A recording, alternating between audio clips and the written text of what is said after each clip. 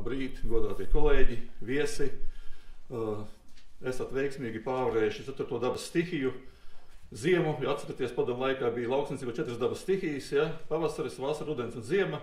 Un šī 4. ziema, tā ka esat laimīgi nokļuvuši šeit, un liels prieks jūs visus redzēt. Par šo te fórumu.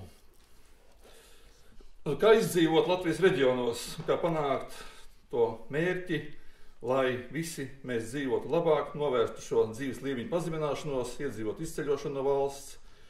Un tad mūsu mērķis ir šodien vienoties par kaut kādām lietām, ko darīt, kā būt, kā panākt produktīvu sasniegt sadarbības starp valsts pārvaldi, pašvaldībām, kāda ir Latvijas reģiona nākotne, un valsts pārvaldes iezīmētā vīzija saskana ar visas valsts iedzīvotāju interesēm, lai spēcīgi un plaukstoši Latvijas reģioni ar augstu attīstītu infrastruktūru var kļūt par realitāti, palikt par mānīgu ilūziju. Vēl šī gada vasarā nebija pārliecības par šādu fórumu organizēšanu, jo pēc ministra prezidenta vairāk kārtīgi paustā optimisma par ekonomisku augšupēju valstī, budžeta ieņēmumu pārpildu likās, ka valdības izteiktie solījumi pašvaldību vadītājiem par valsts budžeta finansējumu pašvaldību bērndārzu pedagoģu algām likās ticami. Cerības bija, ka iedzīvot ienākumu nodokļu sadalījums tiks pārskatīts un atgriezts vismaz pirms krīzes punktā. Valdības cēlu žestu pasniegtie miljoni daļai pašvaldību jau radīja zinām pretnostatījumu pašvaldību vidū, bet ne jau tādēļ, ka būtu žēl, bet tādēļ, ka ne īsti godīgi pret visām Latvijas pašvaldībām. Tāpēc ideja par šo fórumu tika aktualizēta, un šodien mēs visi esam šeit. Piemēram, nākamā gada budžeta pieņemšana pilnībā izkliedēja mūsu cerības par to, ka valsts vara būtu godīga pret pašvaldībām finanšu sadalē. Arī šis te pēdējais otrdienas ministru kabineta rīkojums par iespēju papildus Eiropas naudas vēl sadalīt 19 attīstības centriem bērndārzu būvniecībai. Tas atkal parāda, ka daudziem Latvijas novadiem, pilsētām šāda iespēja pie šās naudas tikt nav.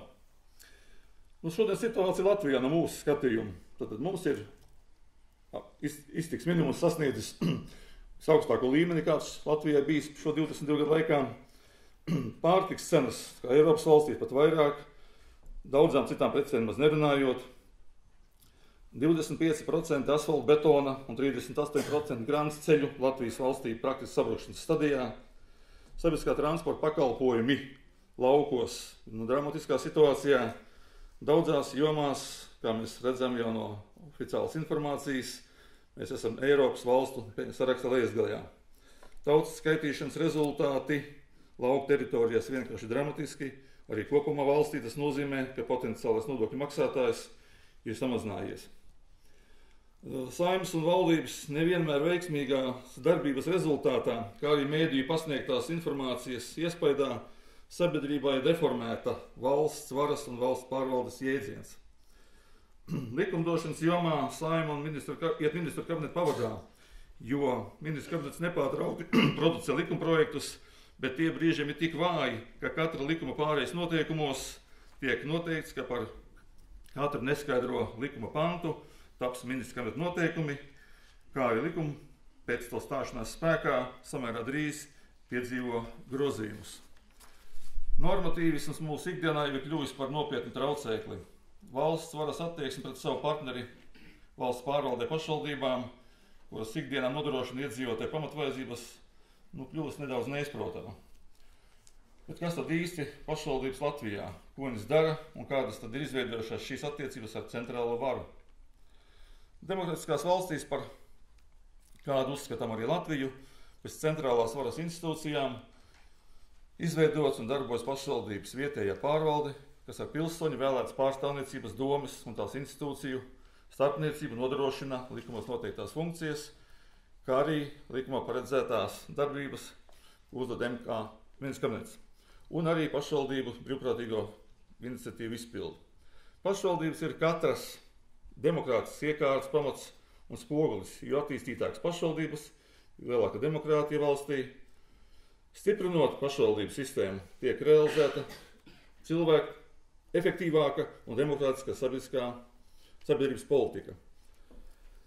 Cilvēku sabiedrībā ir cieši saistīts ar pašvaldību, jo dzimst pašvaldības finansētā slimnīcā, apmeklē pašvaldības finansēt pirmskolas izglītības iestādi, iegūst izglītību pašvaldību mācību iestādē, izmanto pašvaldības uzturētu infrastruktūru, saņem dažādu veidu palīdzību un beigās tiek apglabāts arī pašvaldības uzturētā kapsētā. Tāpēc spēja atbildīgi lemt un efektīvi rīkoties savu lēmumu īstenošanā ir nepieciešama katrai pašvaldībai. Ja domājam par pašvaldību attīstību, tad jānovērš šie šķēršļi, jāpiedāvā virzieni, kuros rīcības spēja palielināt. Un galvenie kavējošie procesi šobrīd tie ir saistīti un tie ir centralizācija, normatīvisms un birokrātija. Pieaug normatīvo aktu skaits, tie kļūst sarežģītāki un nonāk pretrunās. Pašvaldību darbinieks spiest tērēt pietiekami daudz laika, lai izprastu normatīvu būtību, jēgu, un aizvien mazāk paliek laika reāliem darbiem, jāpalielina pat arī darbinieku skaits, lai to visu spētu paveikt. Atbilstoši Eiropas vietējo pašvaldību hartai, kuru 1996. gadā pieņēma arī Latvijas Saeima, vietējā pašvaldība nozīmē vietējās varas institūciju tiesības un reālas iespējas likuma robežās regulēt daļu no publiskām lietām, iedzīvotāju interesēs, uzņemoties par to atbildību. Atbilstoši hartai pašvaldību pilnvaras nosaka valsts pamatlikums vai likums. Diemžēl Latvijas satversmē vēl joprojām nav minēti nekādi noteikumi par pašvaldībām. Latvija nav ratificējusi tikai vienu Eiropas vietējo pašvaldību hartas punktu par brīvu pieeju nacionālo kapitāla tirgumu. Bet praksē, kā redzam, netiek ievēroti vairāk dokumentā paredzētie nosacījumi.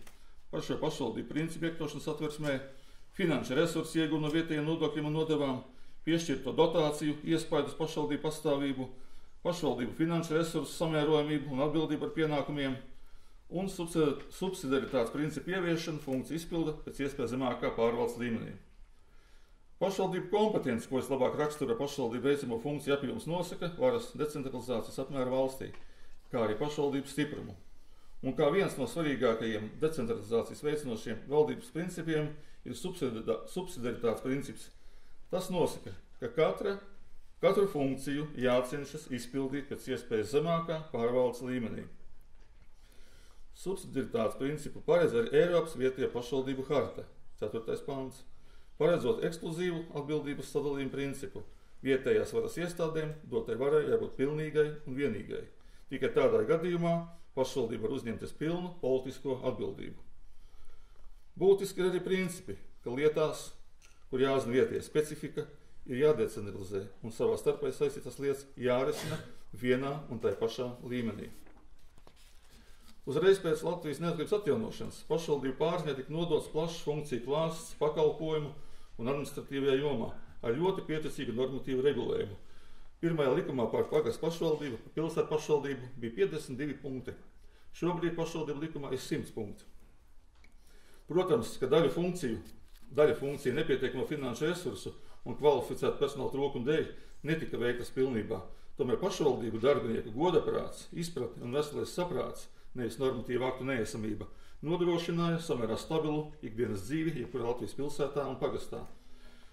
Pašreizējais likums par pašvaldībām un citi pašvaldību darbības jomu regulējuši normatīvi akti, salīdzinot ar valsts atjaunošanas periodu likumiem, vērsti uz zināmu centralizāciju, kas pirmkārt izpaužas pastiprinātā pašvaldību uzraudzībā. Centralizācijas tendences izpaužas kaut apstākļī, ka valsts kontrole ir tiesības ne tikai uzraudzīt pašvaldību budžeta izpildi, likumīgu izpildi, bet arī rīcība ar pašvaldības mantu, lai tā būtu lietderīga un pareiza. Līdz ar to valdība kontrolē pašvaldības lēmumus ne tikai no likumības, bet arī no lietderības viedokļa, bet loģiski, ka vēlētas domas viedoklis par lietderību var būt atšķirīgs no valsts ierēģu viedokļa. Šobrīd apritē ir Finanšu ministrijas virzītais likumprojekts grozījumu publisko iepirkumu likumā, kas paredz pašvaldībām izmantot tikai elektronisko iepirkumu sistēmu, tātad pakļaušanos centralizētai iepirkumu sistēmai. Diemžēl jau šodien esošā pieredze izmantojot šo sistēmu kaut nedaudz rāda šīs te problēmas, un ne visas pašvaldības ir apmierināts ar šo te situāciju. Tāpat valsts kanclers izstrādātajā valsts pārvaldes cilvēku resursu attīstības koncepcija ietvertais paredz veicināt centralizētu amatu kandidātu atlasi valsts pārvaldes un pašvaldību ietveros. Droši vien, ka pašvaldībām jābūt savām autonomām tiesībām veikt gan publiskos iepirkumus, gan atrast darbiniekus ar savām institūcijām. Jāatzīst gan, ka iespējams atsevišķu pašvaldību institūciju darbība ir devusi ieganstu šādiem valdības soļiem centralizācijas virzienā. Jāsaka, ka Latvijas valsts pārvaldes sistēma tomēr ir pierādījusi savu neelastību un nespēja rēģēt uz sabiedrības pieprasījumu tik strauji, kā tas būtu nepieciešams. Arvien vairāk izpaužas šis tiesiskais nihilisms, kur valsts pārvaldes darbinieki rīkos pretrunā Eiropas vietējo pašvaldību hartai, cenšoties ieviest sistēmu, ka pašvaldības drīkst darīt tikai to, kas likumos un MK noteikumos atļauts. Tāpēc, ņemot vērā šo visu iepriekš minēto, būtu nepieciešams iekļaut satversmē tomēr pašvaldību darbības principus, veikt kompetenci un finanšu decentralizāciju un ministru noteikumus pašvaldību darbības jomā saistāt ar ieteikumiem, atteikties no nepamatotiem ierobežojumiem pašvaldību darbā, garantēt pašvaldībām tiesības pildīt funkcijas tādā apjomā, kas atbilst budžeta iespējām. Atjaunotās Latvijas laikā līdz šim brīdim Saeima ir pieņēmusi 416 likumus, bet ministru kabinets 1446 noteikumus, kuros pieminēts vārds pašvaldība. Tas ir neskaitot veiktos grozījumus šajos dokumentos. Protams, ka vairākos gadījumos normatīvi akti attiecas uz kādu konkrētu pašvaldību. Interesanti izskatās šo dokumentu pieņemšanas bilance laika posmos starp pašvaldību vēlēšanām. No 94. līdz 98. gadam 21 MK noteikums. No 97. līdz 2000 gadam 52 MK noteikumi. No 2001. līdz 2004. 195. No 2005. līdz 2008. 499. Un no 2009. līdz šodienai 587. Piemēram, grozījumi. Likums par pašvaldībām 22 reizes jau grozīts. Likums par sociālo pakalpojumu un palīdzību 16 reizes no 2002. gada. Publisko iepirkumu likums no 6. gada 7 reizes. Par budžetu un finanšu vadību 23 reizes grozīts. Par dzīvojumu māju privatizāciju 27 reizes grozīts. Tātad tas liecina, kā top šie dokumenti, cik viņi ir izsvērti pieņemšanas brīdī, ka nepārtraukti mēs ņemamies ar grozījumiem. Un tas viss mums ir jāizsako ikdienas darbā līdzi. Un, protams, ka brīžiem tam netiek izsakots līdzi. Kā saprotams, tad augošais normatīvu aktu skaits drīzāk mazina iniciatīvu, vairo birokrātiju un sadārdzina saimnieciskos procesus. Šis pārmērīgais regulējums traucē nelielas un efektīvas pārvaldes izveidošanu. Likumos un kabineta noteikumos notiek normatīvu daudzums reāli pārsniedz izpildāmos. Principā tos visus nav reāli izpildīt un efektīvi pāraudzīt. Diemžēl kontrolējošās valsts institūcijas formāli traktā likuma normas cenšas piemērot atbildību pašvaldībām personam par dažbrīd pretrunīgu normatīvu neizpildi. Piemēram, es jau kādreiz minējis, bērndārzu ēku ārgovis. Noteikumi nosaka, ka viņām jābūt aizslēgtam, lai sveši nevar iekļūt. Atnāk valsts ugunsdzēsības glābšanas dienests un raksta aktā, kāpēc jums ir aizslēgtas durvis, ka nevar evokēties saulēcīgi. Tātad kaut kas neiet kopā. Vai arī, kā saka, mums trāpās par nepilnīgu izpildi, ka funkciju izpildi finansējumu trūkumu dēļ. Valsts var ar šo pārmērīgu reglamentāciju iejaucas pašvaldības sniegtās sociālās palīdzības sniegšanā, jo tik smalki noreglamentēt likumos, kas mums jādara un kā mums jādara, vai tas ir prātīgi. Interešu konfliktu novēršanas likums, manuprāt, neko sarežģītāku un neloģiskāku neviens vispār nav spējis izdomāt. Lai izlasītu, kā tu drīkst rīkoties, tiešām ir jāsēž un jādomā. Atlīdzības likums un ar to saistīti MK noteikumi, publisku iepirkumu procedūras, vistiešākā neusticības izpausme pašvaldības darbinieku spējām un godaprātam. Administratīvā procesa likums. Manuprāt, drīzāk būs nepieciešams algot tieši šajā jomā praktizējošs jurists, lai sniegt atbildi pat uz pilnīgi absurdiem iesniegumiem. Pašvaldību darbinieki zina, pēdējos iesniegums no Rodenta, kaut kas tam līdzīgs. Lai sagatavotu pašvaldības institūciju lēmumu projektu uz entajām lapām. Šobrīd situācija tāda, ka pat saņemt masturīgā statusu, jau ierodas cilvēks ar advokātu. Tātad kāds laiks jāpatērē un resursi, lai pieņemsim sagatavot šo atteikumu, pamatojumu. Ministra noteikumi par pašvaldības mājas iznomāšanu un, protams, ir likums, ir absolūta situācija, kad mēs sniegtu kaut kādu palīdzību mūsu doktoriem, ģimenes ārstiem, viņiem nav šīs naudas nopirkt, medicīnas iekārtu pašvaldību varētu nopirkt, nodot nomas lietošanā, bet, diemžēl, normatīvas kabineta noteikumi nosaka tādu nomas maksas lielumu, ko doktori vienkārši nav spējīgi maksāt un ir bezizējas situācijā. Tāpat arī izglītības iestāžu virtuves. Tas pats, ja nomas maksas ir jāprēķina pēc šiem kabineta noteikumiem, tad vienkārši nav spējīgi cilvēki to maksāt, vai arī tiek sadārdzināts nepamatoti ēdināšanu skolniekiem. Tā es droši vien varētu turpināt ilgi un dikti, jo es esmu tiešām par 21 gadu pieredzējis daudz brīnumu normatīvu aktu jomā. Domāju, ka visiem ir skaidrs, ka visas dzīves situācijas nekādos noteikumos nevar aprakstīt. Kā arī labāk konkrētu dzīves situāciju, kā labāk konkrētu dzīves situāciju risināt konkrētā vietā, konkrētā novadā, pilsētā. Ne jau pārmērīga kontrola un normatīvu aktu daudzums mazinās korupcijas draudus un negodīgu rīcību no amatpersonu puses, bet to jāvērš veicinot atklātību, paaugstinot katra darbinieka personīgu atbildību. Viens piemērs. Ar daļai Eiropas naudas finansējumu uzbūvēts sporta laukums. 20% Eiropas finansējums. Izgatavot visi dokumenti, digitāli uzmērītas platības, atbrauc no kontrolējušas institūcijas darbiniece, viņai jāpārmēr šis laukums, futbola laukums 94 metri garumā, 74 metri platumā. Viņai līdzi 5-metrīga mērlente. Viņai ies pārmērīt. Ziniet, mēs bijām tā kā apstulbuši. Vai nevarat iedot cilvēku palīgu? Mēs sakām, bet ir digitāls uzmērījums uz 1 centimetru. Nē, man ir jāpārmēra. Mēs iedavām 50-metrīgu ruletu, lai varētu pārmērīt kaut cik precīzāk, jo 5-metrīgo kļūda būtu pietiekami liela. Neuzticība. Birokratizācija atņem laiku un resursus liederīgam darbam, aizvien vairāk laika aizņem dažādu atskaišu rakstīšana, par kuru izmantošanas liederību nav īsti skaidrs. Piemēram, sociālā dienesta atskaite Labklājības ministrijai. Ministrijai ir pieeja SOP programmai, kur ir sociālā uzskaite.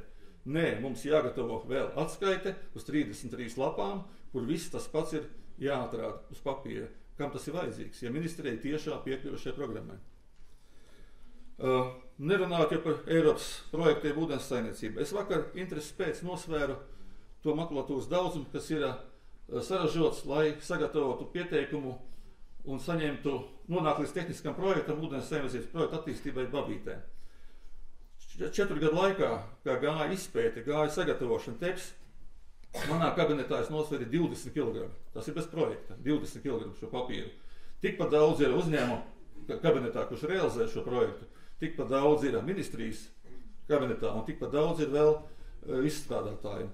Tātad ap 100 kg makulatūras jau ir saražots, lai saņemtu no Eiropas 3,5 miljonu ūdens saimniecības projekta attīstībai, neskaitot tehnisko projektu, kur ir 7 lielas kastes. Es nesvēru viņas. Domāju, ka kvalitatīvāku likumu gadījumā samazināts arī ministra noteikumu skaits un tajos regulējumās lietas.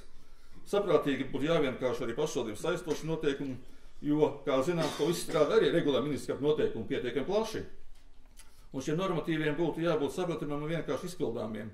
Pie tam pa mūsu saistošiem noteikumiem varams diezgan skrupulozi seko līdz katram burtam, katram teikumam un nepārtraukti ir kaut kāds piezīmes no ministrijas ierēdņu puses par mūsu saistošiem noteikumiem, kur brīžiem mēs strīdamies, varbūt arī panākam par taisnību, ka katrs mēs saprotam, kā mākam, jo laikam cik juristi, tik arī saprašanas. Un visbeidzot taču jāsaprot, ka pastāvot detalizētam katras publiskās pārvaldes lietas regulējumam, birokrātiju un līdz ar to izmaksas nevarēs samazināt. Un šī pārliek lielā centība šādā veidā ieviest kvalitatīvu pārvaldi tik mazā valstī ir novedus līdz absurdam. Tas parāda, kāda ir varas neticība cilvēku godīgumam, spējām domāt, bailes atraisīt cilvēkus iniciatīvu un ļaut godprātīgi lemt. Es ceru, ka šodien mēs dzirdēsim labas uzstāšanās, labas diskusijas, varbūt arī dabūsim kādu secinājumu. Paldies! Paldies Andrijam Vencim, Babītas novada domas priekšsēdētājiem par šo fórumu ievadu un galveno problēmu akcentēšanu pašvaldības skatījumā.